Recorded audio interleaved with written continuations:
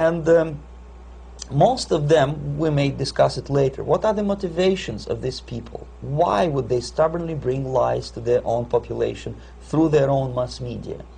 I have various answers to this. There is not a single explanation. It's a complex of explanations. It's fear, pure biological fear. They understand that they are on the territory of an enemy state, a police state. And just to save their rotten skins and their miserable jobs, their affluence back home, they would prefer to tell a lie than to ask truthful questions and report truthful information. Second, most of these schmucks were afraid to lose their jobs because, obviously, if you tell truth about my country, you will not last long as a correspondent of New York Times or Los Angeles Times. They will fire you.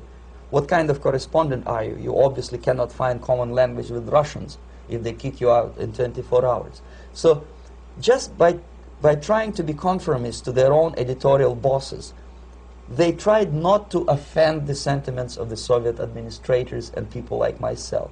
Deep inside, I hope they would insult my or offend my sentiments. Obviously, they preferred not to. Another reason, I refuse to believe it, but obviously, there is another reason. Obviously, it's a greed. These people earn a lot of money. When they come back to USA, they claim that they are experts on my country. They write books which sells in million copies, titled like Russians, The Truth About Russia. Most of it is lie about Russia. Yet they claim to be Sovietologists. They play back myth about my country, the propaganda cliches. Yet they stubbornly resist the word of truth.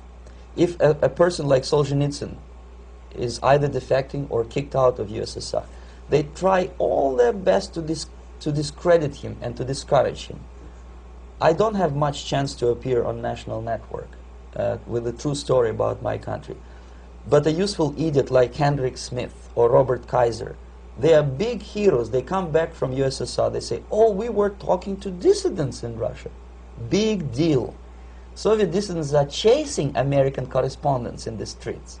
And they are cowardly escaping from these contacts. For some strange reason, if you want to know more about Spain, you refer to Spanish writers. If you want to learn more about French, you read French writers.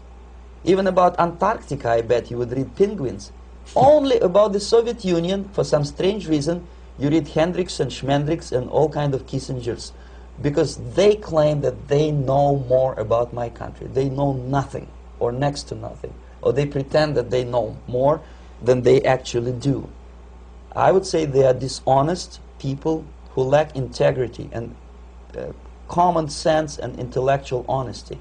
They bring back all kind of stories like that. A kindergarten in Siberia.